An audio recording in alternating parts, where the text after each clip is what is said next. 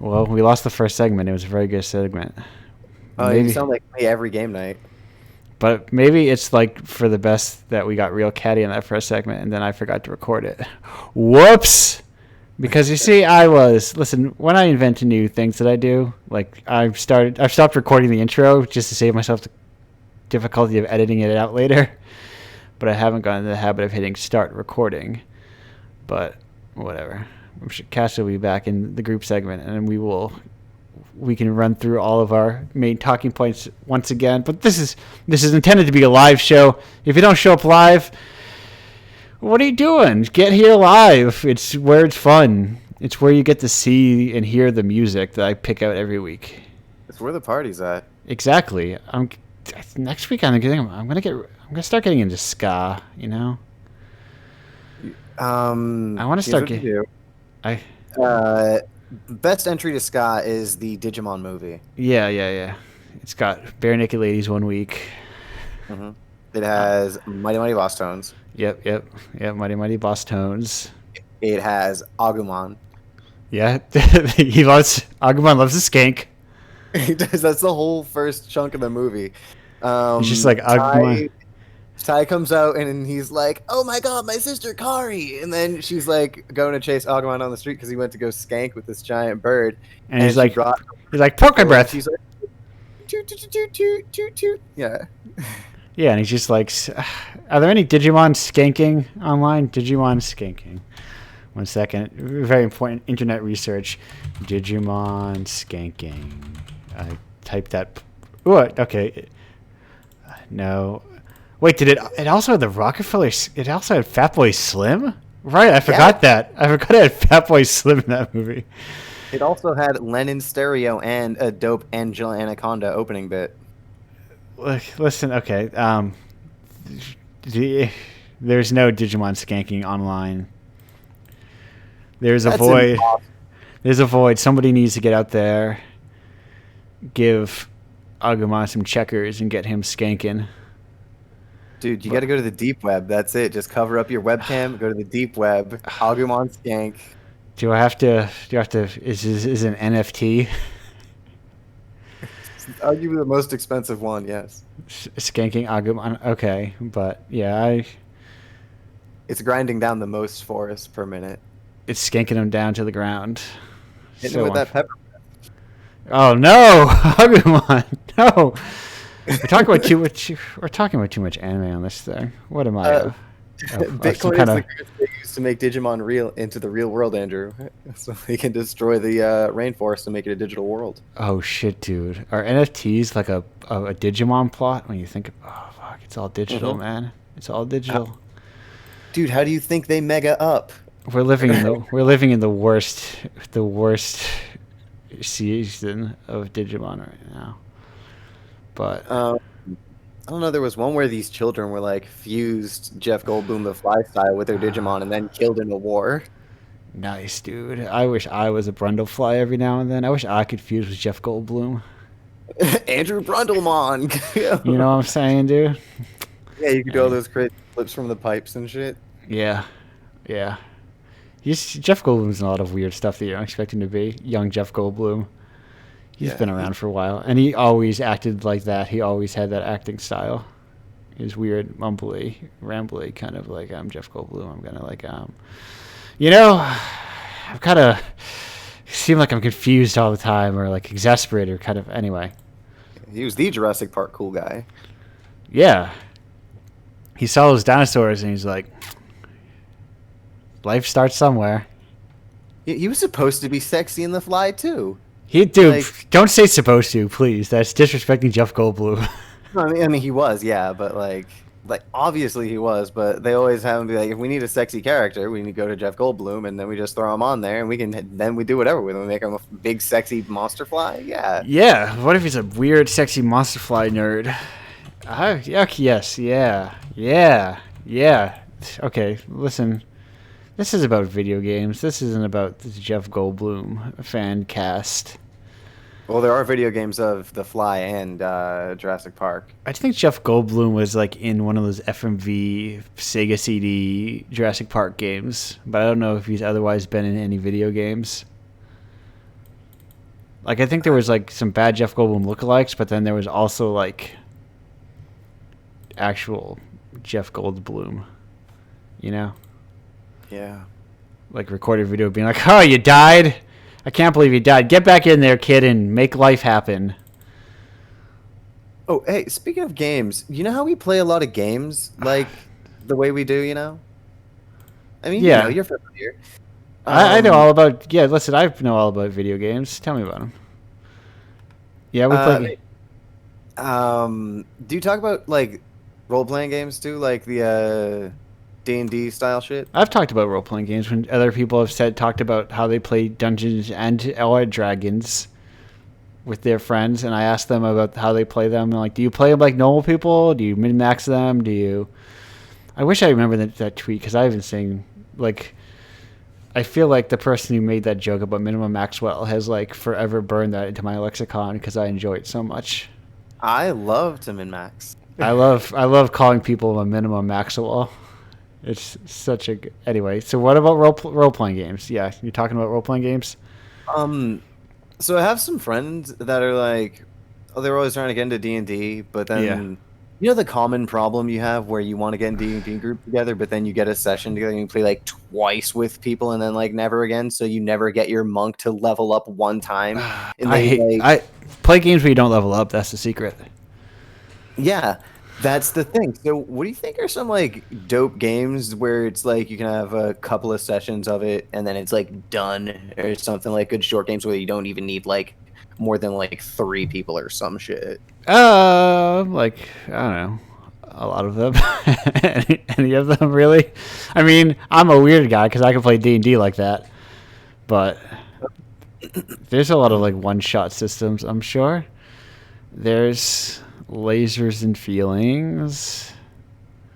Just roll up Shadowrun. Just roll up like Shadowrun characters.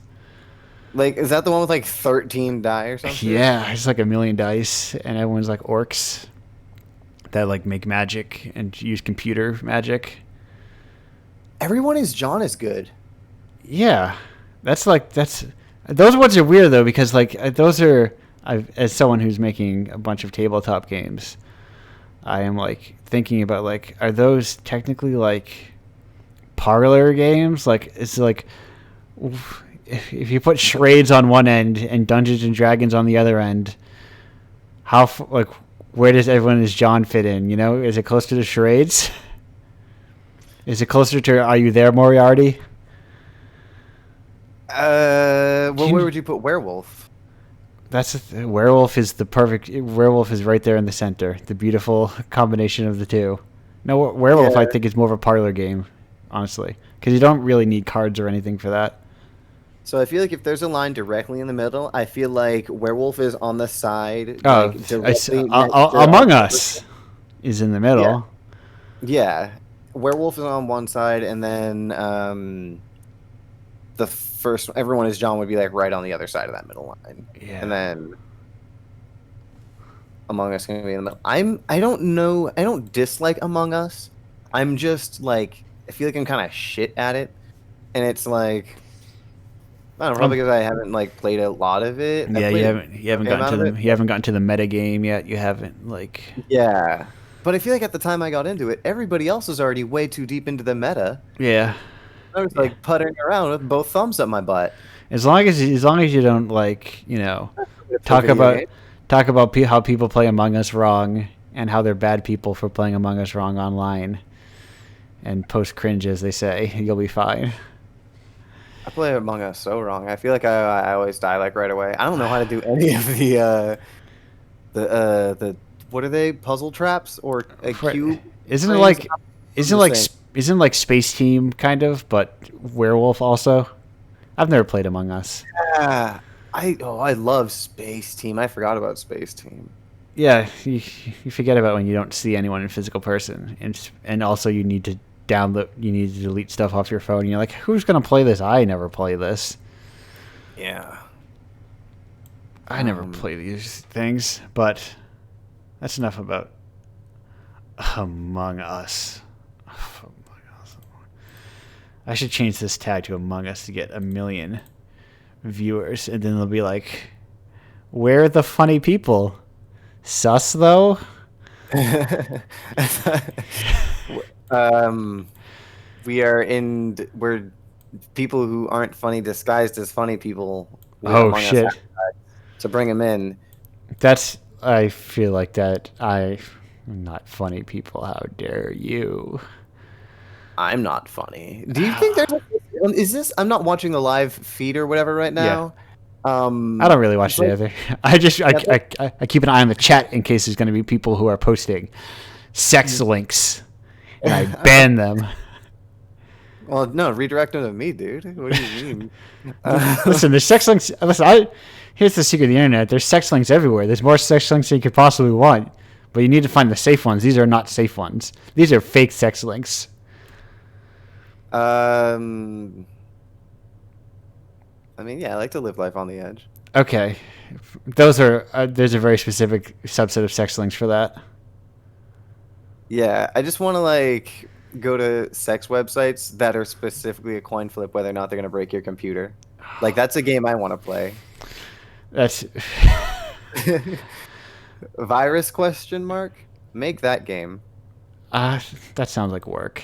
I don't have No, you don't make that game. Somebody in Oh. Hollywood made that game. Oh, Hollywood, get on it. This is important Yeah. business, Hollywood. No, I don't. I don't Hey, know how to- Nintendo, get off your ass in Hollywood and make Yeah. this video. No more. Get out of these. We don't need more Zeldas. We already know what he does. He climbs up on things and he swings his sword around and he kills the pig guy. We get it, Nintendo. You don't like pigs. Get over yourself. And what's the deal with Yoshi? What is the deal with Yoshi? Well, no, what's fucked up I was thinking about the other day when I was just like thinking about fucked up shit? Yeah. Okay. Yeah. It was Yoshi's story. He raises he doesn't raise Mario from a baby, but he cares for that baby Mario. Yeah. And the whole time he's like just putting his whole long ass neck on the line for this friggin' baby that came out of the sky one day and hit him on the head first thing. Later on, Mario, he rides around on Yoshi, and first chance he get, he'll throw Yoshi into a pit just to get an extra jump. Gino, I don't want to break this to you, but Yoshis are like dogs. Those Yoshis that raised him are long dead. Yeah, but imagine if... But also every new Yoshi comes out of an egg. Imagine if you had a bunch of dogs all over. You see dogs all the fucking time. I see dogs every day of my life. What the hell? And then I see too many dogs. Not a possible thing, by the way. But you know, just for the sake of the bit. Yeah. And then, like, one dog saves my life since I was a child, and it stays by my side forever. And then I see, like, I'm walking across the street. It's been raining out. I see a big fucking puddle on the ground. I'm like, oh shit! I snap my dog's neck, throw him in the water, and walk over it. And I catch the bus and go to work. Well, that's fine because in this scenario, all dogs, besides going to heaven, they also are like reincarnated to be every other dog. You know. Because that's how Yoshi. I mean, listen, Listen, the big Yoshi question of which Yoshi is an unanswerable question, and I don't really care enough about Nintendo lore to get into which Yoshi is capital Y Yoshi, which Yoshi is the rest of the lowercase Yoshis. You know, listen, Mario's a plumber, he runs around, he beats up on Bowser, and they're like actors, you know? Mario isn't real. You know, with a Tezuka star system... Yeah. Yeah, that's Mario. I think I said it kind of like jokingly, but I think Mario Miyamoto might have literally been like Mario Universe is like the Tezuka star system, which is like one of the few things I like about that guy. I wish those star systems were in things by people who knew how to write comics good, but. Osamu Tezuka's long dead. I don't need to disrespect him like this, even though the guy couldn't write his way out of a fucking bag. I tried. I don't mean to disrespect him as you're pissing all over his grave, by the way. Listen, I tried so many times with that guy, and I just like could not do it. And this was like we talked about earlier. It's not like a Tezuka? Yeah. Watch Dororo, man. He most certainly did not write that new anime Dororo. What do you mean they found his dead manuscript and they were like, "Oh my fucking god, dude!" It's so big. You got that Dororo do that? I have Dororo. I own it. It's very big and it's like fine. It's fine. Read Shigeru Mizuki. He's like way better if you want like kidder stuff, or if you want more mature stuff. Tatsumi is like super, or like the Suges, or listen. There's a lot of old manga guys that are way better than him. He's like the fucking Walt Disney of manga, you know, real cliche and uninteresting. Yo, speaking of better remakes, that Nier thing. Ugh, but I don't want to spoil anything. But the Nier Replicant remake is kind of the shit, dude. Nah, I already played Nier. I'm good. Well, yeah, I don't want you to get a new one, but I want like I've recently been talking a lot about Drakengard with somebody, and it's Listen, always a fun story. I'm going to play Drakengard. I own a copy of Drakengard, and I am one of these days gonna crack that copy and be like, "Hey, let's play Drakengard." And I'm Did you gonna. start it before? I may have started at one point even. I feel like I remember one time I was at the house, and you might have said it might have been Chris though. Hey, let's dial back that inside baseball, my friend. Oh, sorry.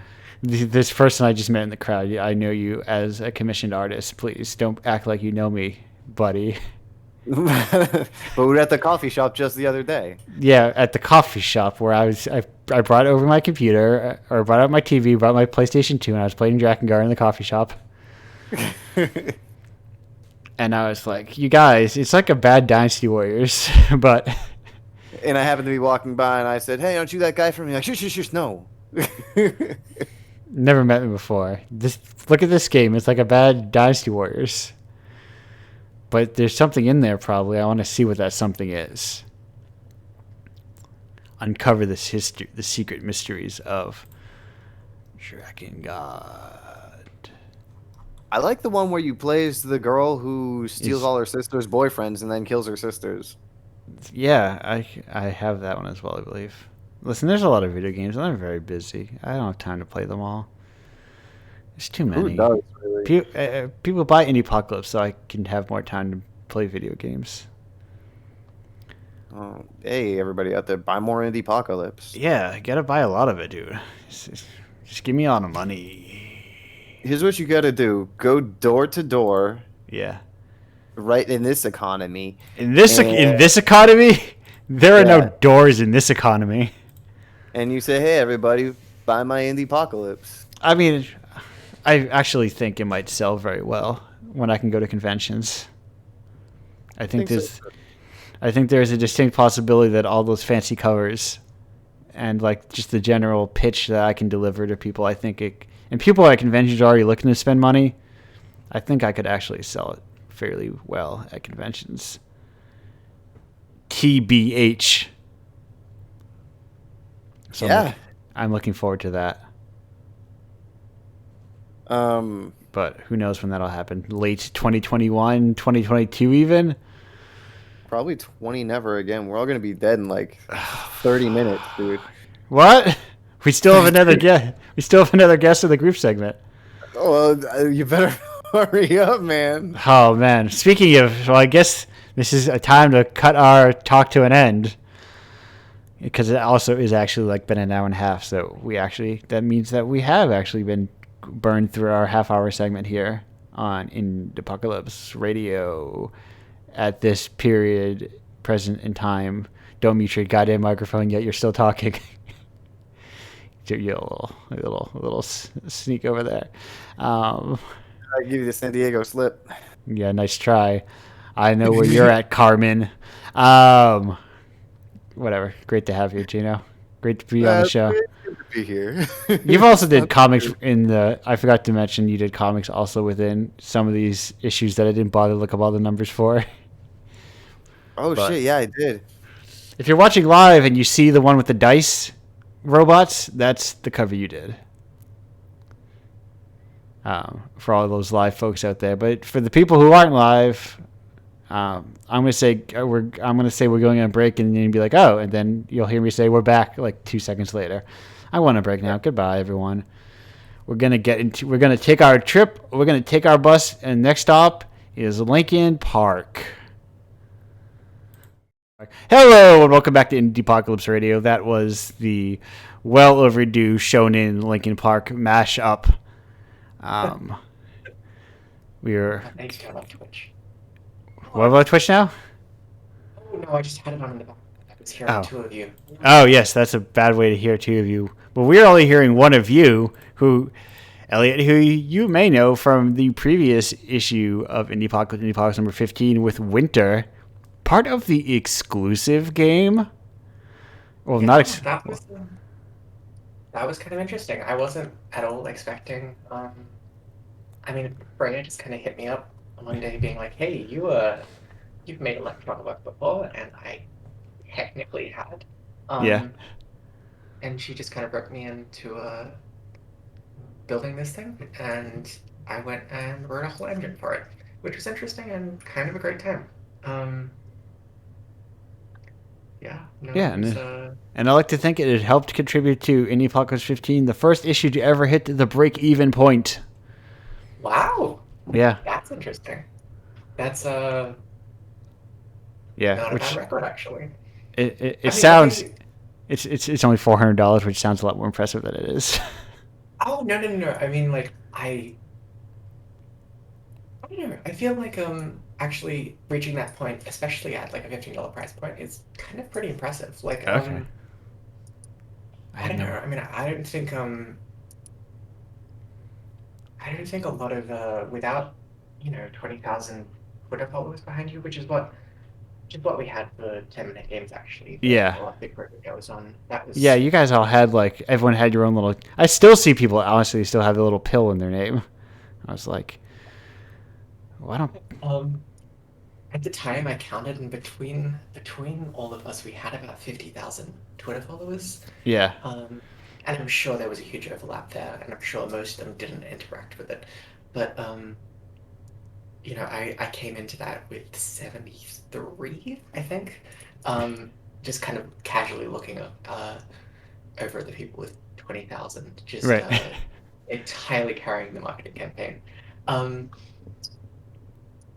no, I don't know. Like I think a lot of the people in that project, and sorry to catch you all up, it was kind of like a game jam almost. It was 10 developers or small teams who came and made 10-minute long games, and then we Yeah. had 10 of those, and then we put them in a bundle and sold it for $10.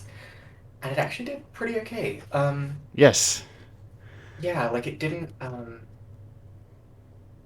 Steam's a different story. I know at Well, right. least some people didn't quite even break even on Steam after Oh, they like went to with full rate. Steam fees and everything. Yeah, yeah. I mean, you've got the $100 submission fee, like straight off the bat, and then Steam withholds 30%, and then they withhold extra money depending on whether or not you've registered with the right forms. And yeah, I Yeah. think at the end of the day, what seems like $600 ends up being $50 each, Right. which isn't nothing, but it you know covers the submission fee. Um, I found the Edge actually was a lot better for Yeah. that. Um, It I did. think there might have been. Oh, sorry. Yeah. I was gonna say it did much better on itch. I remember because like remember you had a goal and then it like went well past that goal. Kind of crushed it. Yeah. The initial goal was just like covering all of the submission fees. Honestly, it was just like, can we even break even at this point? Yeah. But I know for a lot of people, the hope was to prove that small games can sell on Steam. Right. And like there's no way we can avoid putting them on Itch because that is still probably the biggest platform um, for indie games, and absolutely, definitely, it made probably. Oh, I don't know. Actually, I mean, I can just quote you the numbers right now. Well, that's Lifetime Steam revenue is 541 USD on Steam, and on Itch, I've got no idea. I think it was probably closer to 700 or 800. yeah. Um, The bundle is at 46.28. mm. That seems right. Um, I also, for a little while, had my one free just because I feel a little weird about um, having like a permanent financial barrier on my work, and that ended up doubling like the individual sales of my game by quite a bit. I think I ended up making like $150 just by making my game free, which is very interesting. Yeah. And kind of maybe quite telling about the crowd that itch caters to. I don't know. I think it was I think it was cool. I think like in future I probably wouldn't skip Steam, but Right. I Yeah. think maybe twice about it. Just like Like what? I don't know. Like When why spend the time and the money that you're gonna lose anyway when itch is also free and most of the people are gonna buy it there, and then you also don't have to deal with Steam culture. yeah, it was both time and money because wrangling the Steam backend was just incredibly difficult. I would imagine that not everyone in the audience has had the pleasure of dealing with Steam's backend, but what seems like a slick and occasionally laggy experience in the storefront is just like tenfold back behind the curtain. Right. Well, Everything is just hidden. Uh, well, usually there you are have someone who does that work for you because you're a company. You would hope so, yeah. I had a friend who they were trying to release their game for the recent festival, and Steam just for whatever reason didn't let them launch the game. Right. Like the button was just grayed out, and there was no explanation. There was no, and they had to contact support, and eventually it all went through. But a lot of people don't, you don't end up getting replies. Oh, and I forgot, but yeah, the bundle on Steam had to launch with 7 out of 10 games. Like three of them, I think, was still missing when it launched. Oh, Um, like they weren't it's certified, crazy. or they just got caught up in the pipeline. Yeah, yeah. So what it was is Steam's process is you have to clear a bunch of checks before they let you release the game. Um, and one of those checks is spending money to release the game. So you have to send them 100 USD, and Yeah. that has to happen exactly 31 calendar days before you first release your game. Um, I was I think I sent mine on in like a week before that deadline. And Freya and Dana, who did Slasher Interrupted, they did it on the exact day, like the very last day, because someone dropped out. Yeah. No, we miscounted how many games we had actually. We realized at the very last second that we had 9 games instead of 10. So we dragged Freya and Dana in, and they bought the Steam credit. And because of time zones or for whatever reason, uh, they thought the button would be ready to go, but it wasn't for another few hours. Um, and between that and the fact that Steam will just arbitrarily knock back your game from review and then tell you, you need to fix this incredibly specific, non-important bug that affects. One of them was the game will crash the first time you try to open it if you have a Steam controller connected, and every other time it will be fine. Uh, and Wow. that got one of the games that got one of the games rejected. Even though they weren't selling Steam controllers anymore, or even Yeah. manufacturing. But somebody could Um, still own one. Someone could have bought one with their $5 fire sale and have it lying I around their house still. I got a second actually. I'm quite fond of mine. I I, Still, I yeah. only bought a Um, Steam Link. I never like. I think I thought about a controller. I was like, I'm really never going to use this. I actually have a Steam Link too. I had to send it to my girlfriend in New York, who's now thankfully living here and asleep in the other room as she should be. It is ungodfully early. Yeah, I guess your perspective of ungodly early. I woke up I today. mean, look, it's not so bad. It's nice being up Yeah, while the sun is also it's up. morning. Just yes. No, I mean I'm past my college years of being completely nocturnal. Now I'm kind of just both. I'm awake during the day, but also awake during the night. It's fine. I'm sleeping sometimes. I mean, I would recommend sleep every now and then. Every now and then, yeah, I Yeah, try. I it's try. I have people tell me this every night, and I I've been thinking. I thought I was talking to a friend about it, and I mentioned him in the last segment briefly. Shigeru Mizuki, the old, died at 93, and there's like a I don't remember the exact quote, but there's a very good quote from him of talking about like because he was like a contemporary of like Tezuka and all those old manga guys, and he was like, they all worked themselves to death, 16 hours, got all those things done. I slept 8 hours a night, and they're all dead now, and I'm still alive. yeah, yeah. I'm not gonna actually. I usually hit. It's just sometimes I don't Yes, get yeah. into bed until yeah. It's yes. It turns out it's a weird thing. Turns out going to sleep is not as easy as it seems sometimes. It's kind of not. Which should be a very simple thing is You really infinitely think so? complicated. I don't know. I feel like that's kind of the wonderful thing about all of the friends I've made since 10-minute games. I mean, like I said, like I was at 73 Twitter followers at the time, which is a very specific number, and I don't actually know if it's accurate. But I I think knew maybe like oh yeah. no, I was gonna say I think someone who's been in Indiepocalypse was at one.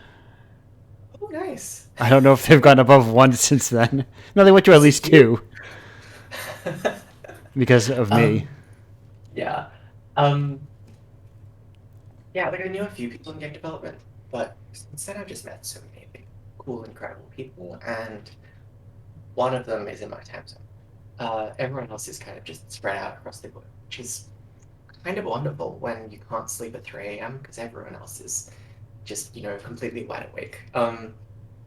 It's slightly less good for collaboration because it means you have to wake up, a little bit, unfortunately, early sometimes. But Right. that's how it goes. Yeah, no, I had someone, Maria of a previous episode, she was like, "Yeah, I'm used to getting up because I'm used to the world working around United States Eastern Standard Time." That's right. Yeah. Yeah. No. Me and my girlfriend, she lives in New York, and I went back and forth when I could around university. So she's an animator, and all of her connections are in New York, and she does just like basically just freelances with New York on a mostly permanent basis, Yeah. which is kind of pretty convenient with a 12-hour time difference, and they can go to sleep, and then she'll do all the work that they had left over, and when they wake up, it's all done. But if they ever expect her to actually show up to meetings, it means 6 a.m. wake ups and Yeah. 11 p.m. Sign offs, which is not the best thing for a healthy work life balance.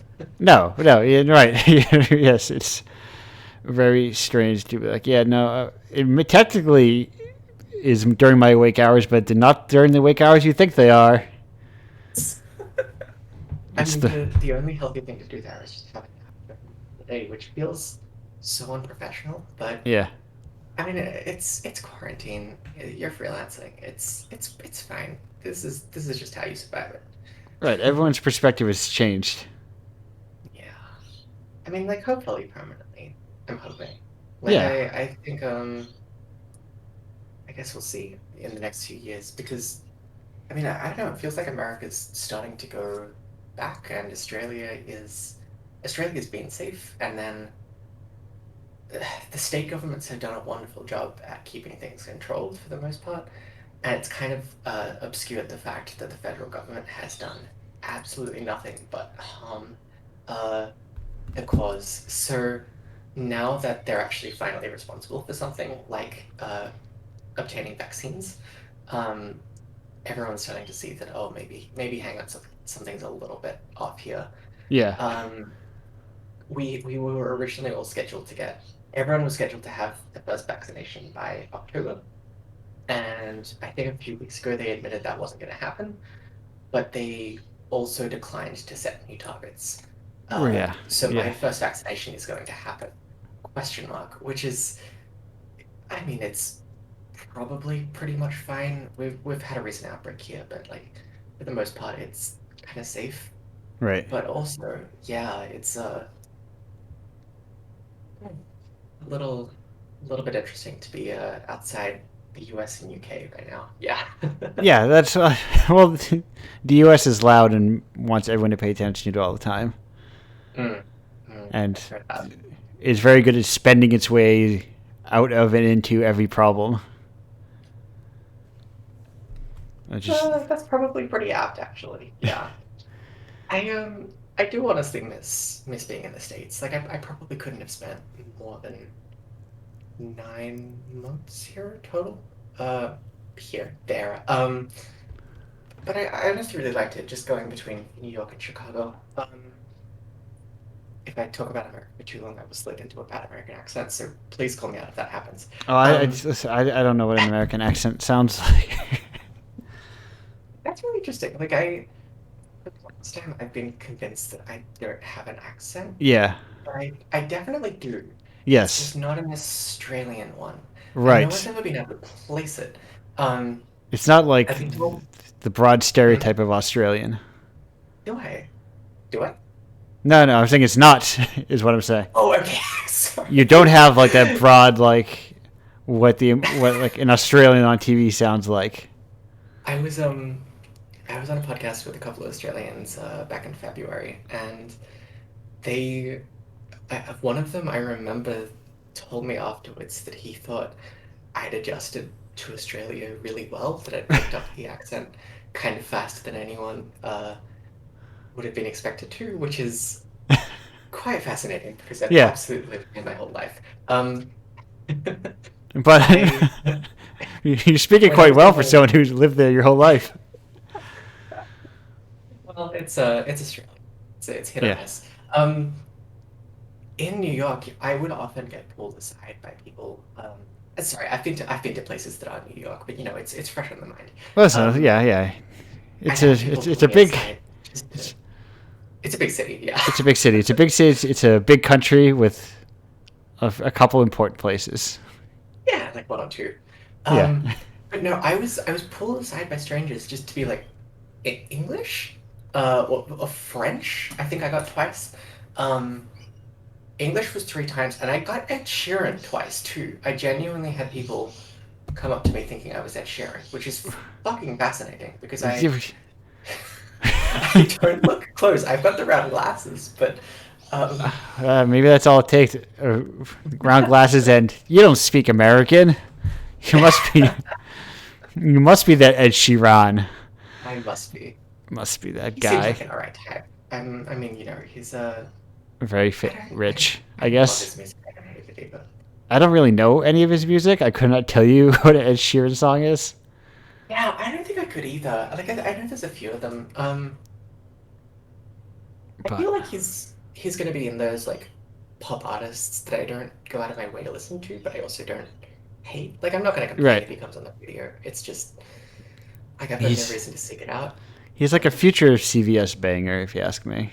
You know, I don't really know that's that future. I've been into a yeah. few CVSs, and that's pretty unturned. that's that's. I think that I last time I went looking for CVS bangers, it was offline. SoundCloud took it down. Wait, hang on. Sorry. Do you mean the? See, when you said CVS banger, I just assumed you meant like a song that would play on the radio I when you mean, were yes, inside a CVS. Is that what you're saying? yes, yes, and also somebody made like a mix called CVS bangers. Oh, okay. Yeah, no, I'm That's out of the like loop on that. yeah, yeah. That's like I've. I feel like I'm probably gonna start playing a lot more. I've gave myself very rigid music rules on this show, but as I increasingly, someone on the show was like, I like your show, but I feel like I like your frame of reference on all the things you're talking about. I'm like, well, people just seem to agree, and they assume I know that they're agreeing with what I'm talking about. And then I feel like it's like what I was talking to Cassie about bad games. Your frame of reference goes so wildly askew, you don't understand anymore, and you assume everybody must know who everything is. Yeah. It's I mean, I suppose it depends on the audience, but Yeah. yeah. But that's enough of that.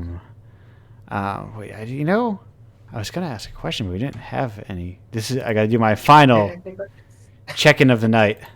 To be fair though, we usually don't get any. That's okay. Usually, yes. Okay. Final check of the night is a big zero. So Nice. speaking of big zeros, Elliot. Wow. Okay. Sorry about that transition there. Uh, you're not one of those zeros. You're a number one. Some sort of float between the two. I'll take it. Yeah. Yeah. There's a line between zero and one, and you're somewhere in that middle of it. Yeah, I'll learn that. I'm happy there. Um, but I couldn't ask anyone this week. My go-to questions of how did you hear about Indiepocalypse, because I emailed everybody about it. Um, so No, I am.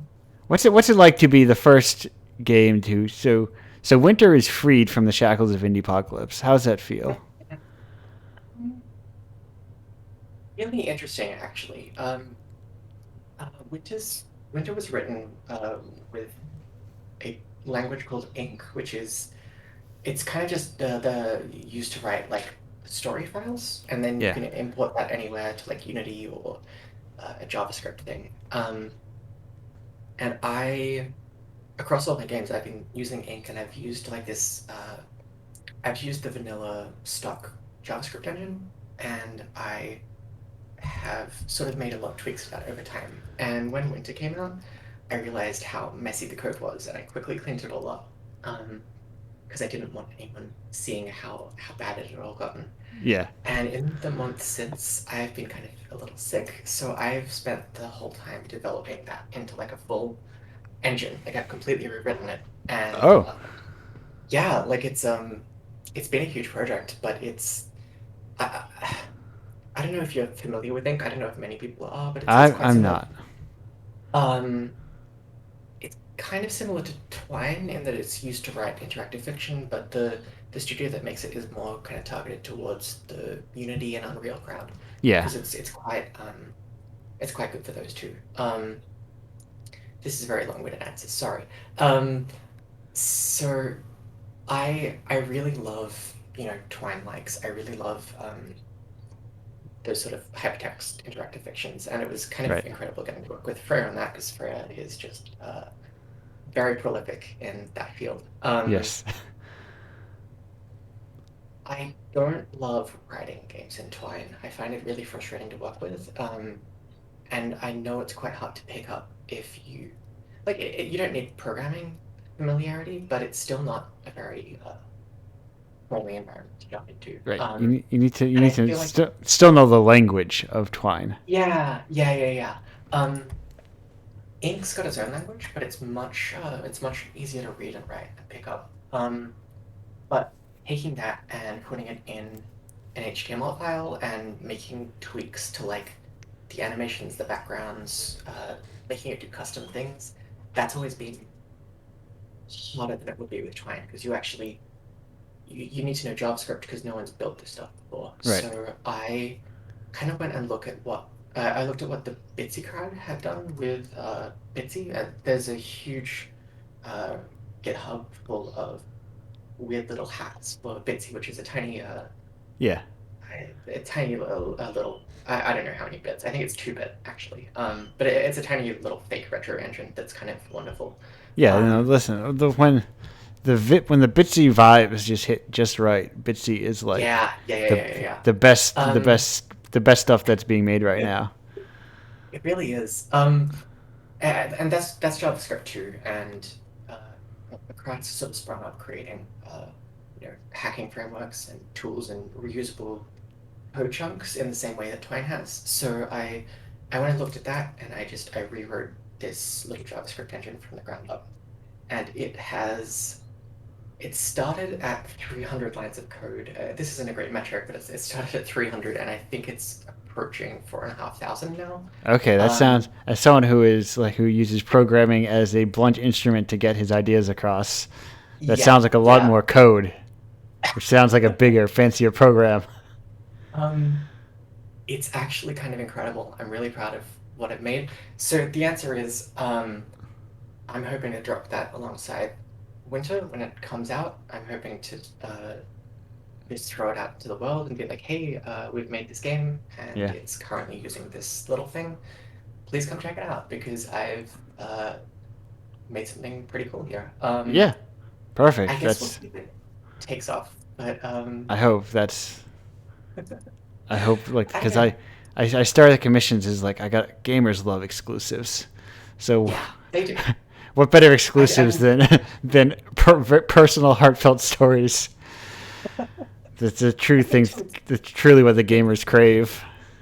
yeah, I mean, you've had I feel like Freya is just like a great person to drag into Indiepocalypse. You've had some really cool people. I know you had uh oh God, I forget all these usernames, but you had some really cool people on. Yeah.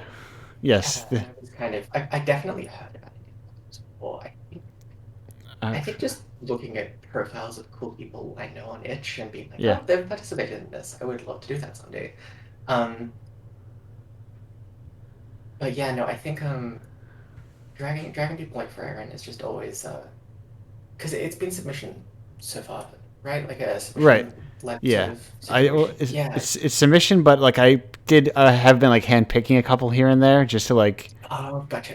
because not everyone can, That's obviously not everyone's going to see it. I mean, some months yeah. I had to handpick like all of them because people just weren't submitting. Oh, that's really interesting. Is that I mean, a submission's picking up. I feel like that's a good metric of how Yeah, submissions have like been how like kind of everything is like it's all up and right. that's really cool. I feel Yeah. like that's I mean, like it's dope to be like making money off indie games. It's dope to be selling things that would otherwise just be going Oh, on itch. let me tell you something, Elliot. I'm not making money on indie games. The Right, contributors are.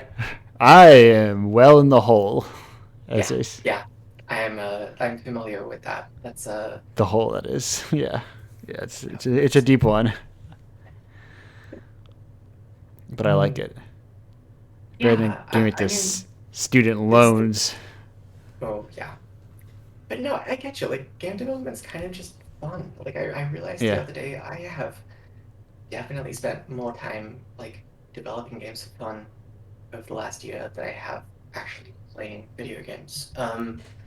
Like I've just kind of it's just become like a entertainment hobby for me now. yeah.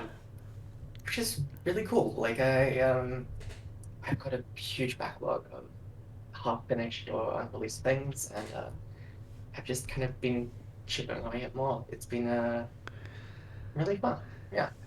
I opened my first project, my first game major project in a long time, in Mm-hmm. like 2 weeks ago, Mm-hmm. and I'm Oh, like gonna get you back into haven't it. honestly, it's good. Yeah, no, that's a really God, I remember I don't know if I want to look at my early stuff because I was like 12.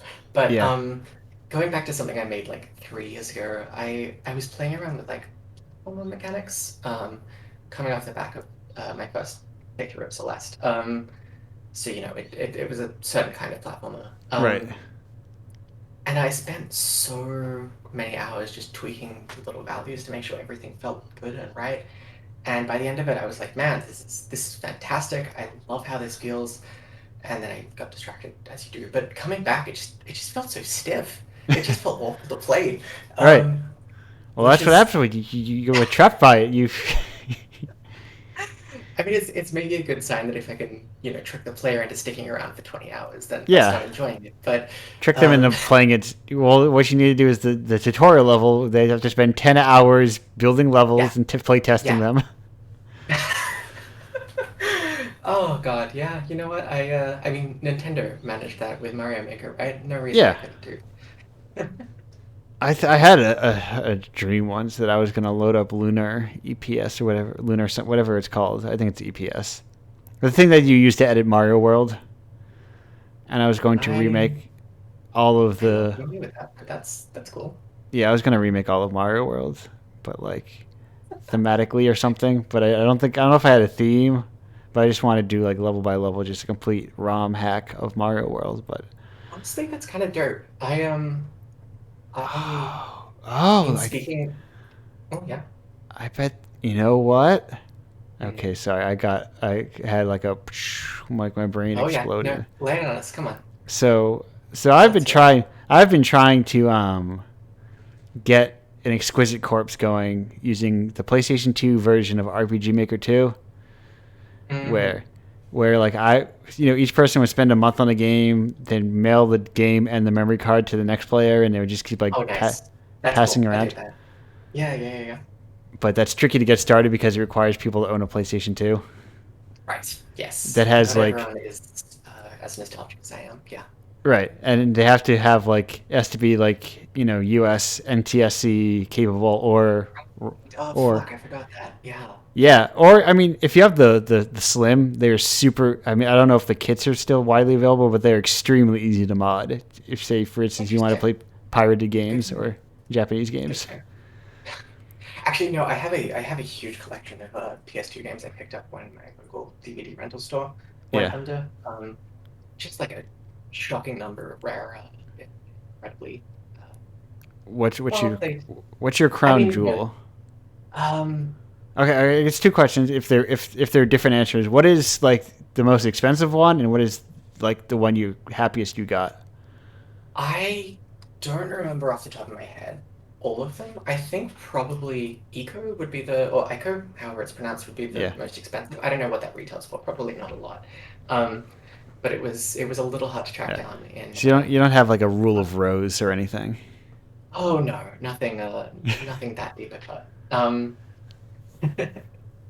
I I had this one PS2 game. It's called Kaya Dark Lineage, and I was pressured by my mom to pick it up at like a God, what do they call them? In America, it's like at a pawn shop. Yeah, that's the one. Yeah. Yeah, that's where I got my PS2. I got Ratchet and Clank and this game, and it has affected every single one of my design sensibilities since. It's this weird, obscure little like 3D adventure This is a platformer with this is a kung PS2. fu I'm and looking at screen caps. This is a real yeah, PS2 game. yeah, it really is, but it holds up. It's a good game. It genuinely ended up being like my favorite of the era. I think I've played through it 4 or 5 times. It's a good game.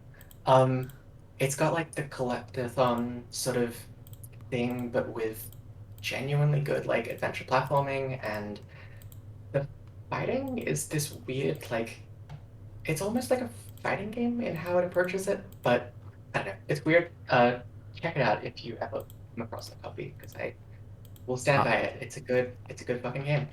uh, Um, I'm looking at the back of this cover. It says a whole lot of hurt in a belly shirt. yeah, it's not a well-written game, to be clear. It has affected absolutely none of my writing sensibilities. It is quite shockingly poorly written and acted. Perfect. Um, Perfect. but it's part of the charm. It's Yeah, yeah.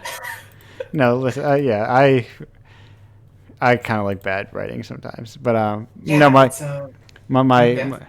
my my moment of clarity was like, what if we did that an easier, much easier version of that weird RPG Maker idea? Which, if you want to make it, let me know. Indiepocalypse.com/RPG Maker or pizzapranks.com/RPG Maker. Sign up. Oh, interesting. I want to Mhm. make it. Um, I'll even pay for people shipping. I think I want to be made that bad. I like it. I think it's cool. But I think the easier way, the more practical way to do it is just to do that with like a zip file of Mario World and Lunar Yeah, yeah, yeah, yeah, IPS, and yeah. just everybody takes. Don't look at anyone else's levels. Just like you make a level, then you pass it on. That's really cool. I know with Nintendo they're a little bit litigious with mods and such, so I'm very careful talking about anything I might have done in that sphere. But Right. No, listen. I don't think. I think Lunar's still online. And it's like I'm talking about. I'm not talking about modding. I'm talking about modding your cart of your ROM that you mhm, uploaded for 24 hours, mhm, mhm, and then loading the Lunar files into that, which are Lunar files separate from Nintendo, mhm, mhm, mhm. and then making sure you delete your copy after 24 hours. Of course, because That's all. That's all legally. I'm talking about here, Elliot. No piracy. And make everyone has to have a copy of Super Mario World. No, Honestly, no, I'll come out and say it. I right before 10-minute games, I picked up a Switch, yeah. and I kind of fell into Breath of the Wild, and it was fun and also just full of a few little pesky design problems that I wasn't a fan of. So I threw myself into modding it, and I made a bunch of mods that I was just like, you know what, this weapon durability sucks, but I don't want to just cheat it out. Yeah. So I made a whole like lore-friendly mod to explain why Link might have a like an indestructible weapon. I don't know, it was a whole thing. I spent like 2 weeks on this and All right. threw out a bunch of mods into the world, and Yeah, I don't know, it's I feel weird talking about it publicly because I don't wanna ever like mess up my chances of getting a job because I might have, right. you know, Yeah, who knows how that works? Like, I, I weirdly, I know the person who made everyone into a Chuckster in Super Mario Sunshine, but, and I don't think Nintendo's too mad about it. I don't know no, though. I mean, I'm sure it's probably fine. But that said, we are past the end of our time, Elliot. Oh, please, yes, please, let's bring everyone else in. I'm just checking Yeah, here. we're gonna go away for one last session, one last break. That is rather, and then we'll be back with everybody. And I need to hear more about this Jeff Goldblum, and we need Cassie and I need to recap our unrecorded session very quickly. Elliot, thanks for being here. Yeah, of course. Goodbye for Everything is about 2 minutes. Welcome back to Indiepocalypse Radio. We're here with everyone. Cassidy, we had to talk about earlier that we're going to recap. I'm going to try and recap very quickly. Basically, we talked some shit about Tales of Tales. Said they're really not that bad. We're just like, this is for banter, as they right? say. Just banter. We're just saying like they're pretentious art people, but like we could have real art people. Or I hear you're getting into digital crypto. Oh yes, I know we mentioned some NFTs earlier Yeah. and how all these artists, these folks, the gorillas are getting into NFT, and it's exhausting. So that's why I'm here to announce the Bad Game Hall of Fame NFT. Perfect. And for just 5 easy payments up front, you will be able to put down a preemptive offer on the NFT. It will be a fav icon. It's 48 pixels by 48 pixels Okay. of the Big Rigs trophy. Okay. And, Can I kind of make it? I can kind of make out what the text says because I already know what it says. yeah, and that's the beauty of it, because it's Yeah. art self-interpretation, and you can interpret it as your winner. You can interpret it as anything you want it to be. It can say anything you want it to say. That's what I say whenever I buy a new NFT. I go, "Your winner," into a mirror, just like Christian Bale in American Psycho. And that's how I want to be when I grow up. That dude would buy NFTs. So yeah, that's Oh, 99 Drakes is good. yes, very good indeed. Drake and 99 Dragons, unsung hero over times. Yeah, true. Hey, there's a lot of weird multiplayer. Play Pac-Man: The New Adventure, and I think we covered everything. Yeah, there we go. I like More the or less. I like the part where you shoot him and goes, whoa, whoa. So we're gathered here today. Yeah, Yeah. dearly beloved, we are gathered here today. Is it really pronounced Fabicon? I've never said that word out loud before. I've never heard anyone else say it out loud before because I don't talk to computer science teachers. I said Fabicon? I think Yeah, I still say GIF, so I don't go to me for pronunciation. I can barely pronounce my own name. So I always thought it was Favicon because it's like when you favorite it, Yeah, it's your favorite icon. It's definitely like favorite icon, and then fave but short. It's I've heard it both Right. ways. Yeah, mm, it's how I teach people about magazine, or when they say zine, I'm like, no, it's zine, like magazine, but without the front part. The best thing you can do in life is just, if you ever get called out for mispronouncing something, just say you've heard it both ways. Yeah. And they can't question that. You can't argue with that. I used to try to convince people that quesadilla was pronounced quesadilla to be authentic. And I could trick people into doing that reliably, and it would always pay off. So, Language is ever evolving, I like to say. yeah, for the worse. Oh no! Back to the good old days of language. Yeah, let's bring back leet speak. Let's bring back for the win and bacon. I mean, as far as sentences go, you can just make up the most random shit as long as it conveys the point, Yeah. Just like the tone right, and you can meaning just comes across in it, It's all abstract anyway. I mean, We did all make this language up, yeah, it started with sticks and stones, and here we are with keyboards and mice. and then we I fucking guess you don't really do much typing with a mouse, but We built that big old tower to the sky, and God was like, "No, thank you." Really yeeted on it, no cap. He did. That guy. Can't believe him. Just disrespect God. No mask on that guy, you know? what's that PS1 game, Or Tale of Mask the Off. Sun, where you Yeah. build a tower to try and climb to the sky to climb to the sun? Yeah, out of Mammoth Good game. Bones. Yeah, absolutely. Yes, that's Tale of the Back to Sun. that. Tale of the Sun, actually, I think it's cool. No, it absolutely is. It's one of those. It's an underappreciated. Cass, can you answer this question? Are mystery dungeon games and roguelikes different genres? Well, I can tell you that, the first Mystery Dungeon game was that spin-off of Dragon Quest, and then I know the guy who made Hide Lied went on to direct one of those games. Oh, I lied. Let's Yeah, tell me that's a about whole thing. virtual Check highlight. Check out the badgamehalloffame.com for Yeah, I was- Hide Lied. Anyway, I was- Mystery I was- Dungeon, I would say that's in the roguelike genre. I'd say those games Okay. came from a place of inspiration, the same way that... Yeah, no, absolutely. Yeah, because I was Sorry, thinking. Is Yeah, this Mystery Dungeon as in Pokemon Mystery Dungeon? Yes. Is that Before there was Pokemon Mystery Dungeon, though, it was a franchise that had run. It had begun with Dragon Oh, I Quest, don't- one of the shopkeeper characters, had his own Yeah, I don't SNES care about spin-off those. I'm game. just and kidding. that- Yeah, and then there's like Sheeran the Wanderer is a famous mystery dungeon franchise. Mhm. Chocobo's Dungeon We should 2 start is a calling mystery. Rogue a mystery dungeon, like. That's what I Just was really wondering. cool scripts. Yeah, like because I was thinking, I was like, wait, because I was talking about Chocobo's Dungeon 2. There I'm you like, go. I'm like, that's just a roguelite. Or is it a mystery dungeon game? But that I never interrogated whether there was rules to is there a Berlin interpretation of mystery dungeon games? We were talking about roguelikes earlier and how they're a plague upon our great nation. And, it really goes back. They've been around longer than we care to admit. Yeah. And they will be here forever until the Like, deep depth of the universe. We'll still be making roguelikes. I think I was on Steam. I was playing this game. I think Epic put it out. It's this cool roguelike called Rogue. I never heard of it. It seemed like it was trying to be cute because they were also like, I think it was going for like that retro vibe because it was all like ASCII art and everything. Ooh, trying too hard. Yeah. It's like those indie games that go 8 bits. Right. I mean, come on, get some graphics, indies. Seriously, there's so many more bits now.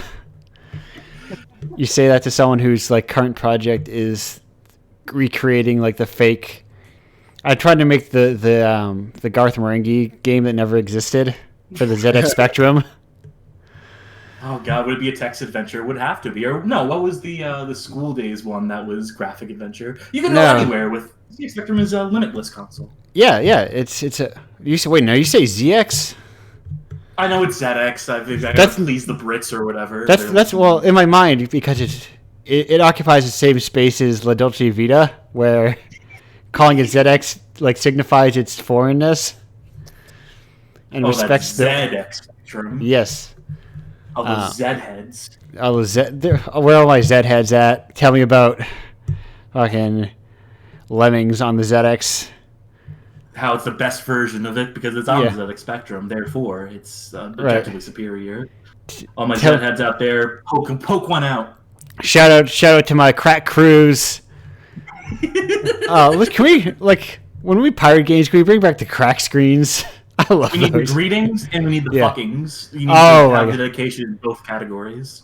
I'm really surprised that another like modern game has used like those wares like pop-ups in any sort of creative way. Like we've seen so many like genre screws and fuck arounds with formats. Like I'm really surprised that no one's brought back those jaunty little tunes and the Well, they have the key gens. If you have a game that necessitates a CD key, the key gens still typically have those. That's where all the Cracktro people moved their Cracktro art Yeah. onto. So it lives on, and there's still like people who are in those scenes who are still like hacking old computers and putting out demo scene stuff. So it's just not as prominent as it once was when we were all pirating games and every one of them had a key gen packed into it or had a patch at the top of it. I want. yeah.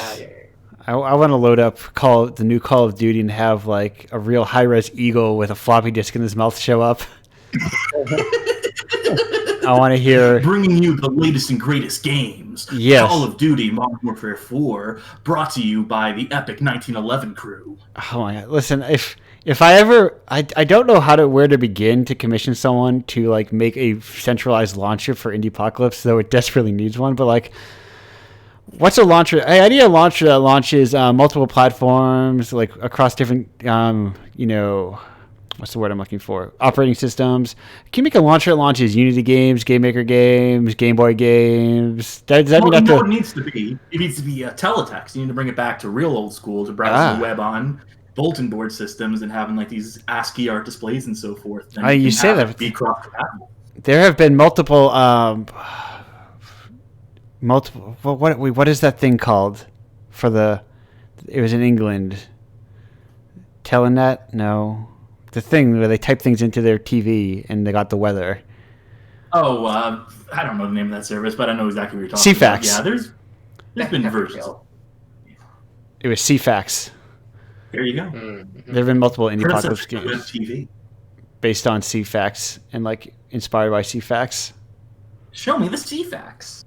Yeah, it's very cool. I like that weird thing. But anyway, my point is that if I find a way to also it not be prohibitively expensive to build such a launcher, I want to have like the intro have like crack screens and the shout outs. You should talk to I'll track down who it was. I can't remember exactly. I think it was either the Haunted PS1 crew or the DreadX collection. But I remember someone talking about using a centralized launcher there for a bunch of different engines. Yeah. It's something we ran into with 10-minute games. We just had someone inquire about like possibilities for porting it. Yeah. And we had to compile a list of all the different engines we used, and I think it was 10. I think we used 10 different engines across 10 different games. Yeah. And it ranges from like Electron to RenPy to Unity, and it's an unholy list. Yeah, making that all work in a single launcher on like Windows, I think would be pretty much fine, but getting it across other platforms actually would be tough. It's always like I think the sticking point is like ROMs. Like, how do you just like am I just getting like GB whatever that's called? And yeah, like, no, I've seen there have been games that like like recent games that come out and release like a full proper like a Game Boy Advance game or whatever. Sorry, and they've bundled together the download with like an open source emulator. Like, yeah. Definitely. Yeah. I know there's an NES game that came out in the past few years. Yeah, I remember that. The 4-player one. I don't know what the name of it is offhand, but people will know what I'm talking about. People who are tuned in. But cool little thing. Maybe I will find a way to do that, because I mean, it really should. I feel like that might help people like play it or something. I don't know. I reckon like I don't think a lot of people use the Itch app, but it's actually pretty cool. Like you could download like for the longest time I had a few downloads on one of my online only games, and I could not figure out what was causing it. But apparently you can go into the Itch app and you can download like even those online only games, and it'll just throw all the source files on your computer and let you play it in like a little pop-up window. It's kind of convenient and cool if you like digging through source code like I do. No, I would also vouch for that itch.io client. It's very handy. Definitely better than previous attempts. There was a site before itch.io had taken off, and someone will remember what this is. Like, it was like IndieDB or something like that. It had the same layout as ModDB or one of those other sites, and they had their own indie bundle and stuff, and you would launch the games through that launcher, but that thing was like, eventually they gave it the axe, and you can't access any of those games anymore. Yeah. But, I feel like Itch is probably past the point where they are in any sort of danger of shutting down. I think Itch is probably eternal at this point. They've got a good revenue model going for them. So I'm hoping so. Yeah, I'd be pretty goddamn hard. Down, that would do it. And they don't have very much besides like keeping the lights on. They don't do much. They have like very slight editorial. So it's not like I can't imagine. Yeah. I think there's like 5 people on staff, which isn't going to be cheap or anything, and setup costs aren't great either. But definitely they'd be breaking even. I hope, right? Yeah. Spencer, if you're out there, just hit me up. Let me know you guys are okay. I worry. I imagine they're doing fine. No, I'm sure.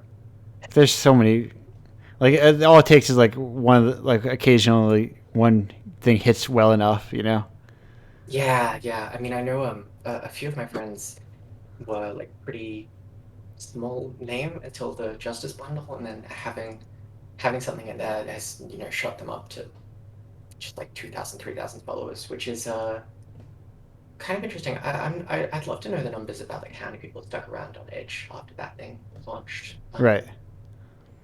Yeah. Because I Retention and whatnot. Yeah. yeah. well I now always it's want to in. know about business.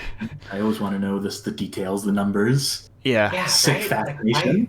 why would they just tell me? Why aren't you replying to my messages? I don't understand. Everyone should just talk about how much money they're making all the time. Well, yeah, you got to be open with those things. I could tell you I make a cool some bucks off of Yes. my online marketing. And if anyone's hiring, I work for money. How That's much? Well, you highball me and we'll find out. that's that is like you have my negotiating strategy whenever I commission artists, where it's like, how that thing is like the Cowboys is like, what are your fees, what are your rates? I'm a cowboy except I'm dead on the ground, and your gun says your rates, and I'm saying I'll gladly take whatever you've got. And It's a good model. I've only been priced out once by someone who said $1,000. I was like, yikes! That's a spicy lot of money. Can't afford that comfortably. Well, you asked, they answered. Yeah, and I was like, respect your art. I appreciate it. Yeah.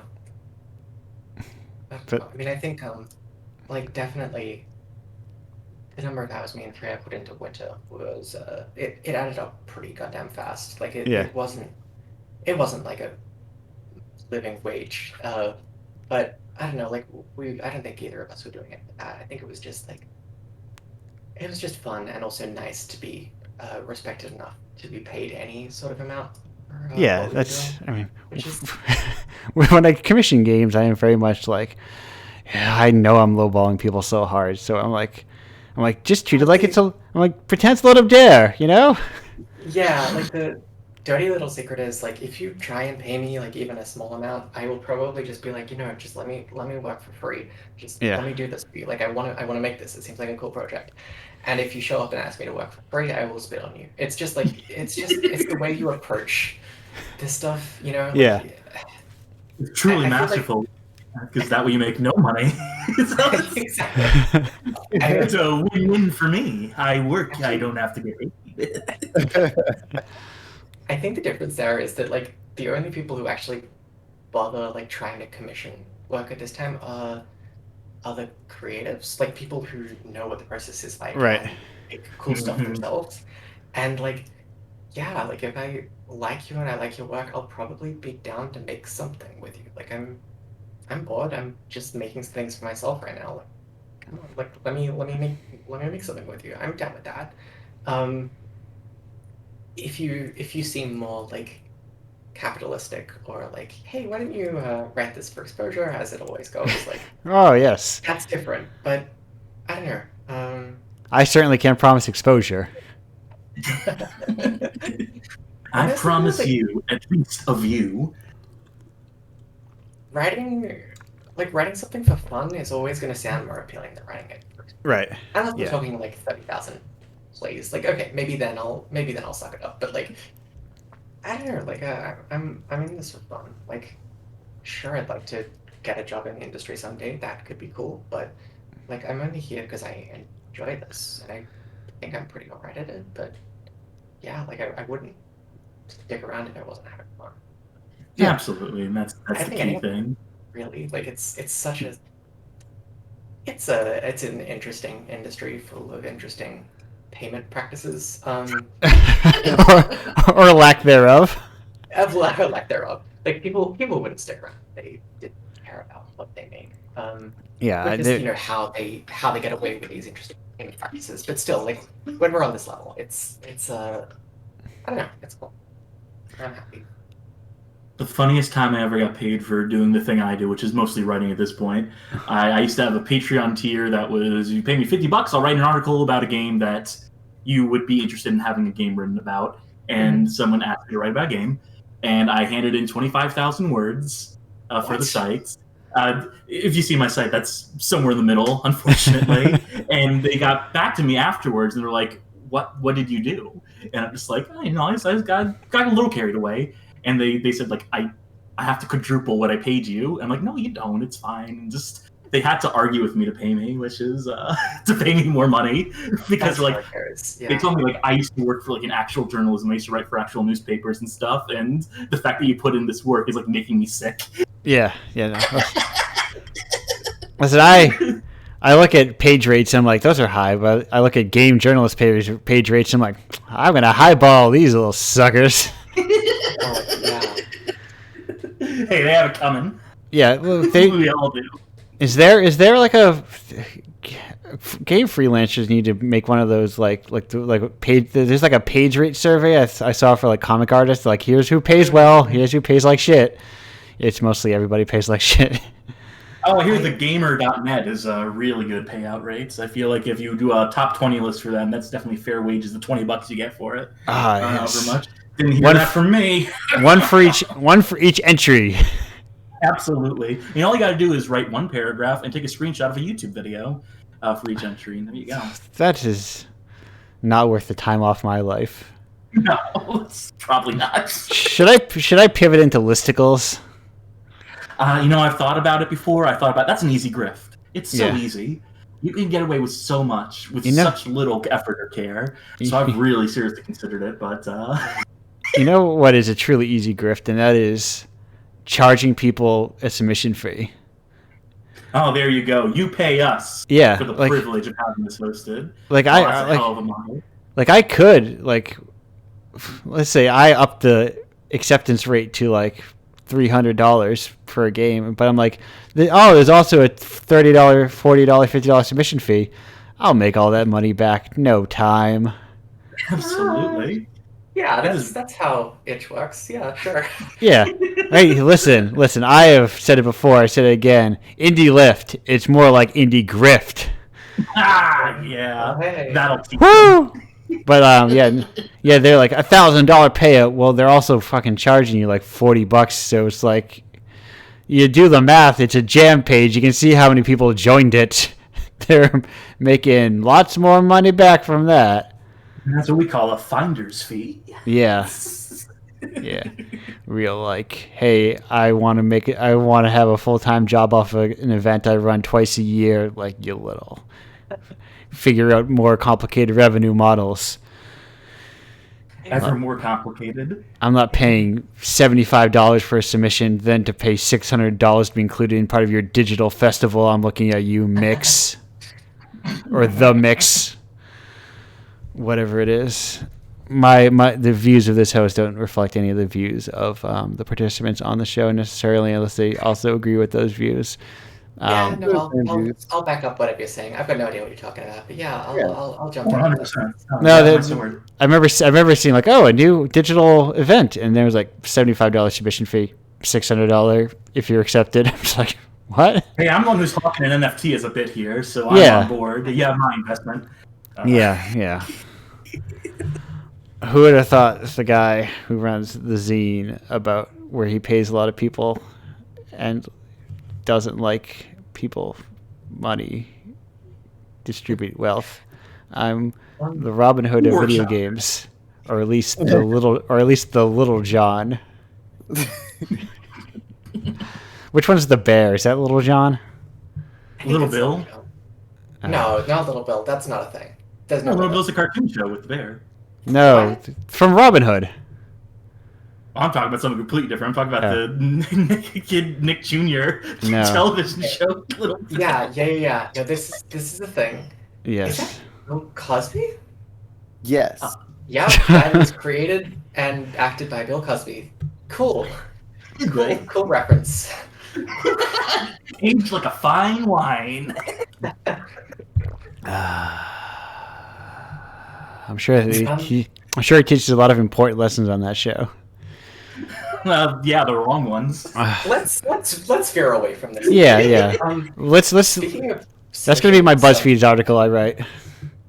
20 twisted lessons that you didn't realize were in Little Bill. Hey, and that's how you get back into the listicle game. That's how you put yourself apart from the rest of them. Yeah. Writing the articles that no one else has the balls to write. I don't have time to find 20 gifts. Elliot, what were you saying? What do you mean? Sorry, you just don't have any gifts? I like to make my own gifts, but I know you do. That's my life, is using an old version of GoonCam to record footage of gameplay because I Listen. haven't found a better way. anytime a gift cam works very good. Yeah, I've tried it. I think it does like compression on its own that I don't care for. I want Oh, those okay. raw and compressed GIFs. Oh, okay. I But- get it. I get them pretty high res, but I think there is probably a little. But Elliot, we keep interrupting you. Sorry. Sorry, no, you're fine. Just like speaking of like pay rates and submission stuff Yeah. before, I looked kind of maybe 2019. I looked into like submitting short stories to places, and boy howdy, that is not a game you want to get into. But pay rates kind of ranged from like 0 to 10 cents a word. Like 10 cents was considered just like unbelievably high. Like you have lucked out if you ever find that. Usually it's like 2 cents a word. Yeah. And to get like 5 or 6 cents, you need to send your story and wait 6 months, maybe hear back, and while it's in review, you can't submit it anywhere else. It sucks. Don't do that. Yeah. Just like make a twine game instead, please. Make a PDF and upload that PDF to itch. Yeah, honestly. I've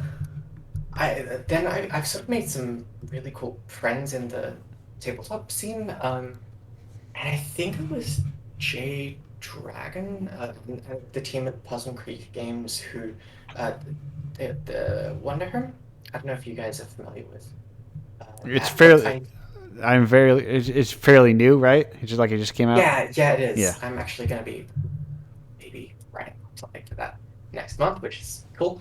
But I think the pay rate they paid their writers was like at least 50 cents a word. I think it got higher once the Kickstarter really kicked off. And that's kind of the case. Like the big name tabletop companies, they will pay you like cents for a word. And then these indie publishers who have, come from a disadvantaged background, who Yeah. are just kind of all wonderful, lovely people, they'll just be like, yeah, I'm making money here. Why wouldn't you? Like, here's fucking $1 a word. Why not? Like, Right, just go crazy with this. You know the taste of no money.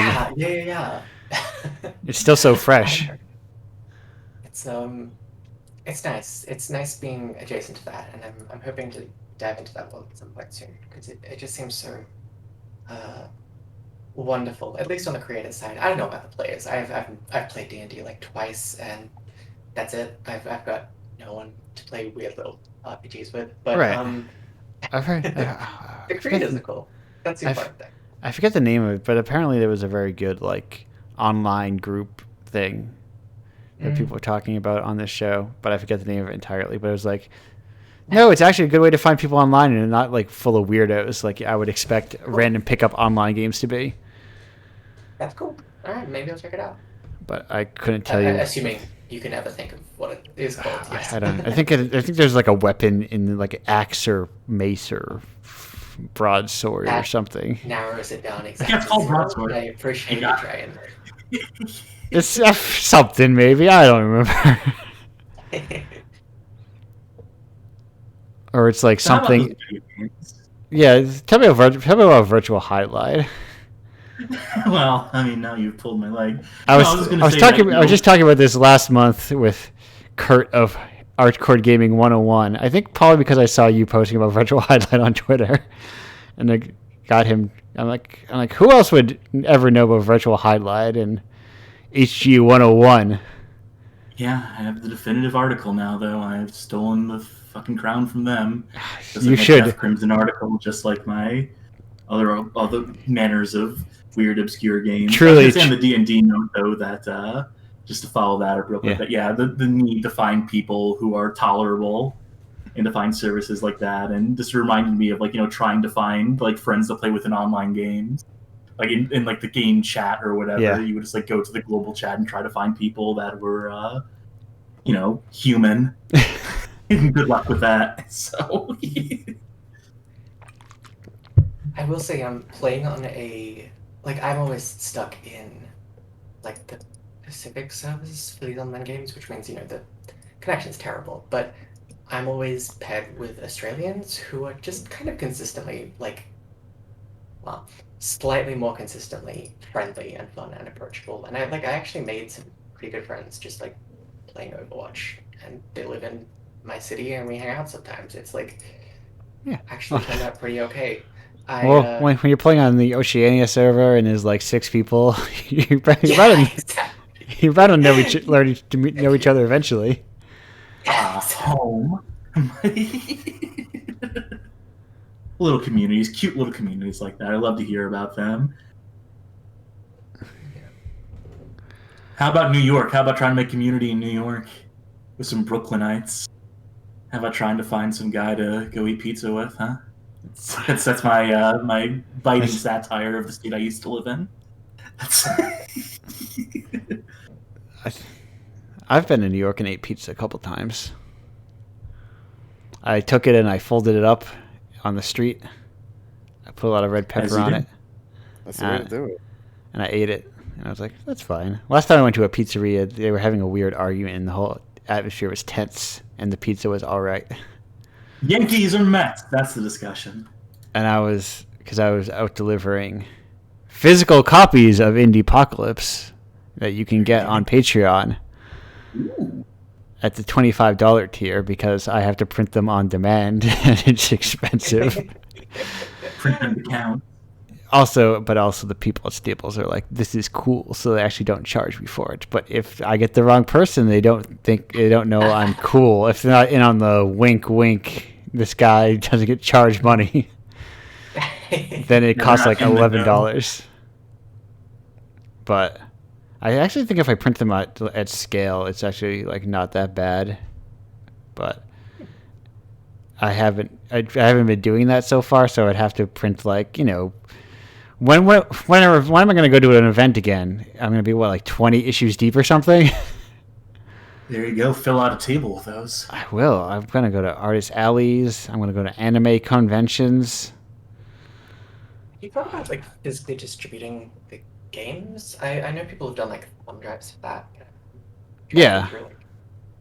Well, my idea was to print them on postcards of the with the postcards of the cover, and then have a code on the back, like the itch code on the back. That's pretty cool, actually. Yeah, no, I could dig that. Do what the old computer literacy magazines used to do and just write the entire game's code out. So you have to type it in on your own keyboard. You have to do it look at the paper and write it into program code, and you can execute a little game on your specky. I have. You can do it with Pico 8. Oh hell yeah! There you go. I make little business cards of I'll make little business cards of Pico 8 games.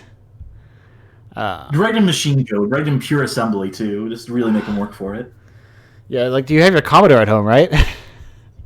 Or, they used to do on the British airwaves, they would play over the radio the sound of like cassette tape data, so you could record it and then onto like a cassette, and then you put that cassette into your computer of choice, and you could play back the program that way. What a The ways we found to distribute games back in the day.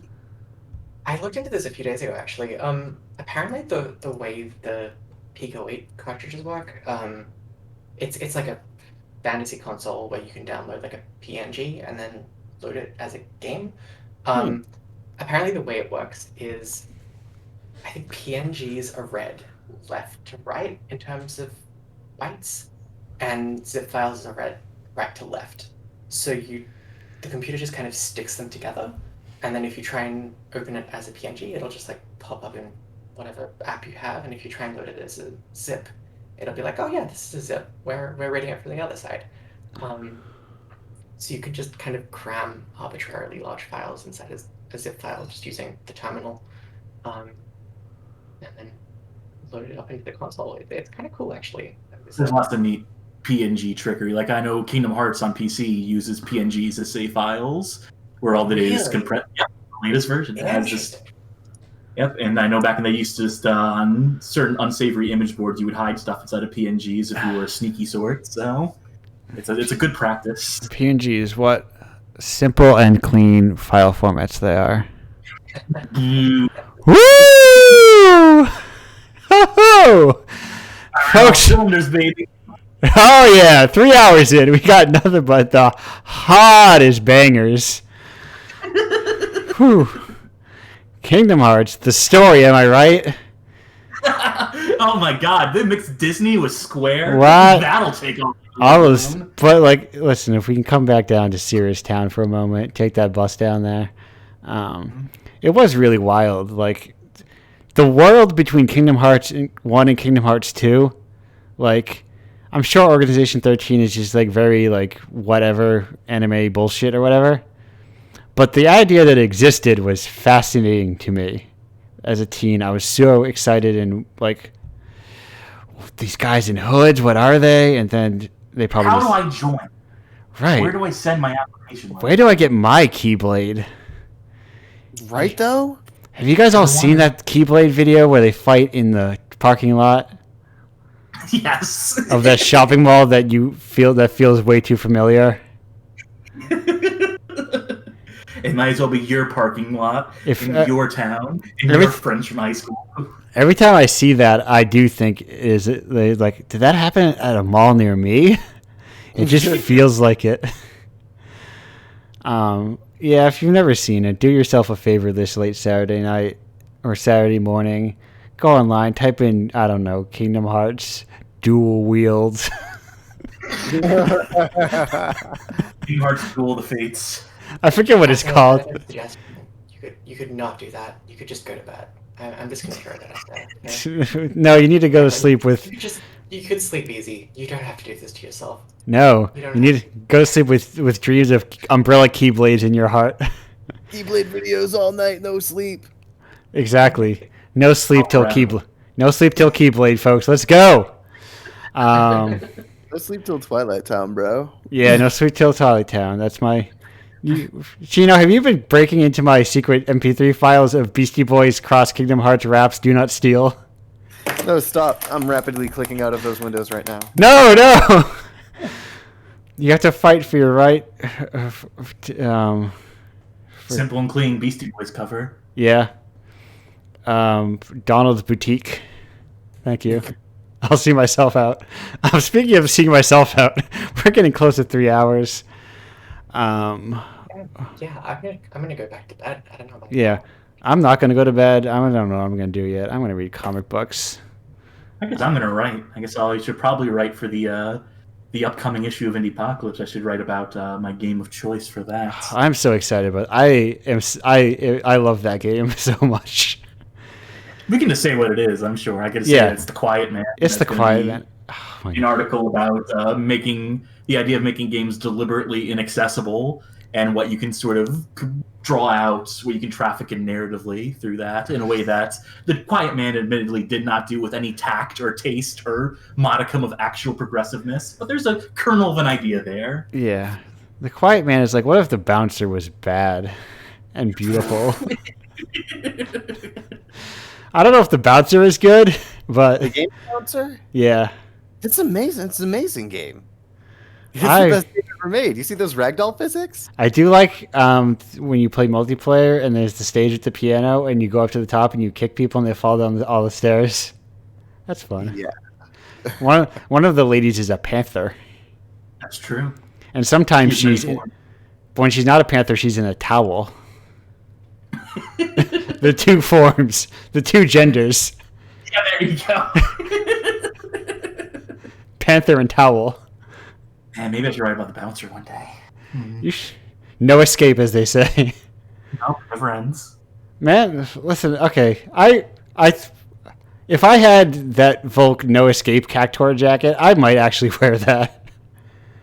Oh, it's a fucking hell of a look. Yeah. Yeah, I have like 5 or 6 jackets, but I could get another one. I already have a jean jacket, but I don't think it's black.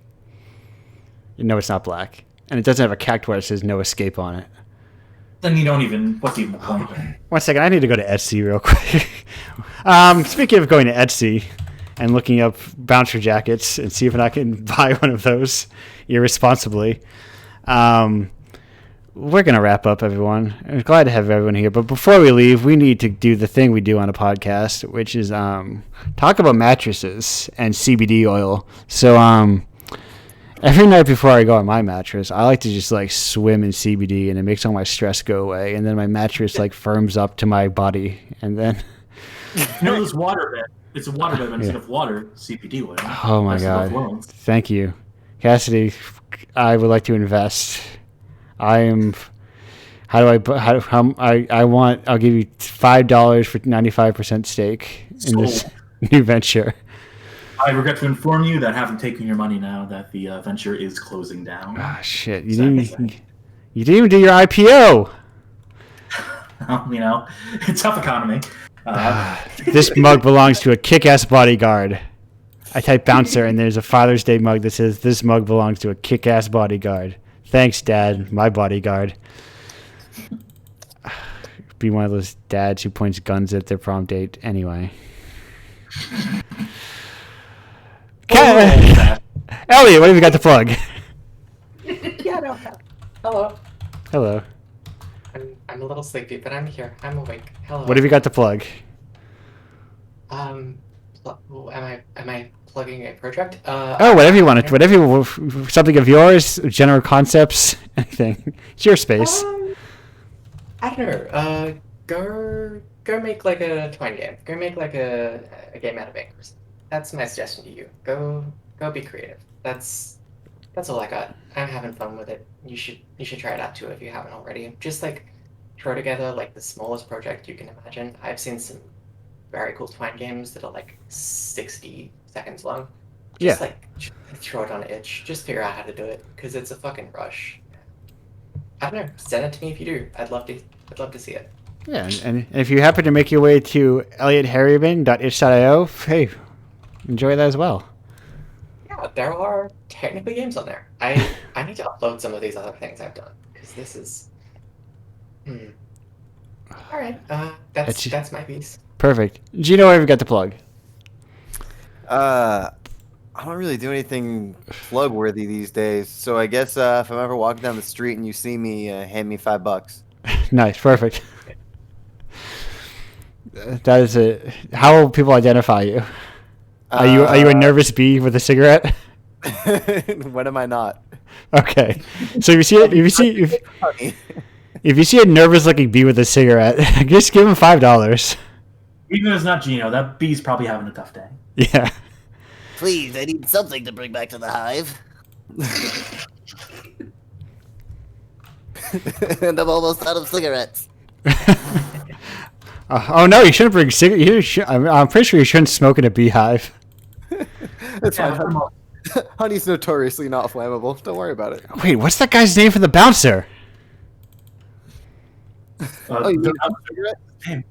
The guy with the the guy with the horns. Bouncer man. Bouncer man. No, it's not Bouncer man. I've had to Google like 12 things just to keep up with this conversation. Is this the movie, The Bouncer, or? No, this is the PS2 like launch game by Square Enix. Right? I'm too young for this, y'all. I'm. Oh my god. Listen, This looks retro. Yeah, this looks right. It's Volt. It's Volt Kruger. That's how I was getting Volk. I was getting Volk from Volt Kruger. Okay. I prefer Volkan, the wrestler. Thank you very much. Okay. Speaking of things that you like, Cassidy, what have you got to plug? Just Google search Cassidy. I'm the only one. You got great SEO. Yeah, no, I've really topped the results. I do a little badgamehallofame.com where I review all the games that are fit to be called bad. I'm doing that Indiepocalypse article for you every month for the foreseeable months. Yeah, for like until one of us just stops. Until common sense prevails in one of them. Oh, listen, common sense will never prevail in Indiepocalypse. There we go. Then it'll go on forever then. But yeah, I'm writing these monthlies right now about how I'm relating the experiences learned from bad games to lessons, learnable, teachable moments that aspiring indie developers might be able to glean something from. And so I feel like that's a fun little beat to cover for the time being. Yeah, I mean, stuff up. Yeah, like your first three were like a perfect punch trio of a first trio of the punch, if you will. Man, I sure that trio of the punch. Of games of E.T., Takeshi's Castle, and Dr. Jekyll and Mr. Hyde. Takeshi's Castle is a separate game. There's Takeshi's Challenge, and there's another. Oh, right. Another Kano game on the Famicom. Yes. It's more based on the game. I have not. Right. I always forget Takeshi's Castle is like the extreme elimination thing. MXD, yeah. Yeah, but Takeshi's Challenge is the video game. The bad one with the salary man that you sing karaoke to. Great one, I'll have you. Yes. So look forward to that stuff. Look forward to me taking stands for more historically bad games. Yeah, and go to. Listen, I want to buy this No Escape jacket and then put a Bubsy enamel pin. I recently saw online a Bubsy enamel pin. I was like vintage Bubsy. I was like, oh my god, beauty, true beauty. I need to get my hands on it, but I never will. Anyway, I'll have to say, buy Indiepocalypse. It's a good thing. I like it. I would tend to agree. I recommend it. There's games in there. People get paid. I get paid. Everybody gets paid. I'd like to do it full time, which means you need to give me a lot more money. You heard them, folks. Open up those wallets. Open up those purses. Yeah. Take that money. Are you still? Hey, everyone out there in video game land, let's be real. Are you still spending money on Genshin Impact? Stop it. Spend that money on Indiepocalypse. We get it. Anime Breath of the Wild, we're done with that. It's over. It's old news. You know, it's never old news. Indie video games. Games are done. Now it's zines dedicated to video games. Exactly. Yeah, I still think some people don't realize that there are games involved in it. That's why I try to call it a bundle also zine, but anyway, buy it. Go to indiepocalypse.com/Patreon. Anything you pay towards Indiepocalypse will go to the sales, even if you aren't technically when the purchase and issue tier. If you have Twitch Prime, just give me $3. Subscribe to this channel. I'll look at that $3 and go, I'll never cash that out because I'll never reach that $100 payout threshold or something. As someone who hosts, I had no idea. I forget what the threshold is. Yeah, it's something I was like, oh, that's higher than I will have. For someone who hosts a show once a week. Indiepocalypse.com/podcast. I think if you want to go to the archives to listen to this after the fact without all the music cut out, but if you're here for the good stuff, you want to. For instance, if I didn't come in hot this session, you wanted me to tell you that that song beforehand was Revolutionary Girl Oceana with The Mountain Goes Love, Love, Love, which is like stuff just made for me. But anyway, sometimes people make stuff for me, and I'm glad that they make them for me, and just me, apparently. But only you. Someone made an AMV of like that. There was a Mountain Goats Khaki King album that is like. Have you ever seen the Pelswick Corn AMV? No. Pelswick. I'll send you that after. What is Pelswick? What is Pelswick? It's a kid's cartoon about the titular Pelswick, who is a man in a wheelchair or a boy in a wheelchair in school. And that's as far as like the premise. So listen, AFVs are a beautiful thing that like make anime seem cooler than some of them are. They let you build your own stories, and it's a great way to get into cool stuff. Anyway, fan cams are dead. AMVs are alive. Long live the AMV. Oh, okay. Yes, I do know this. I'm looking at the Discord. I am aware. I do know Pelswick. I don't remember anything about it, but this. For all of you listening at home, do yourself a favor. Go to YouTube, search Pelswick AMV. The top result will be Get Up Pelswick. You're welcome. I think I have all my things to plug. If you have games, go to indiepocalypse.com/submit. Join if you have a PlayStation 2, join the Big Old Corpse Project. Go to pizzapranks.com/RPGmaker or indiepocalypse.com/RPGmaker. No game dev experience required. Designers wanted, says the cover of RPG Maker 2 for the PlayStation 2. I bought a memory card and the copy of that game, a second copy that is. I already have one. But to ship out to the people when we can get it started, I'm going to get like 6 people before I get started. But that's mine. If I don't have a new project, now that like I have everything like now that my secret project is so well underway and almost done, I need a new project or else I get anxious because I look at numbers and go, no one's buying this thing. Nobody cares. But if I start something new, I forget about it. Always be I mean, working. that's how game dev is, right? It's just Yeah. like you just gotta treat it like a hobby, and if you get a job out of it, that's fucking incredible. But sometimes you break even, and sometimes you do not. And I don't know. I mean, you could go to the casino. That's probably Yes. I have something alternate revenue sources as well. With No, I don't know. Like people dump a lot of money into Yeah. weird hobbies. I feel like game dev's actually pretty alright as far as that goes. Yeah, Indiepocalypse is basically, I've said this before, it's basically where my money used to be going to student loans and car loans. Once I paid all those off, I'm like, well, I'll just fund Indiepocalypse, I guess. Hell yeah. With that said, goodbye, everyone. We're leaving. Yeah, let's wrap this up. Deuces. Lovely being here. Y'all go get some sleep.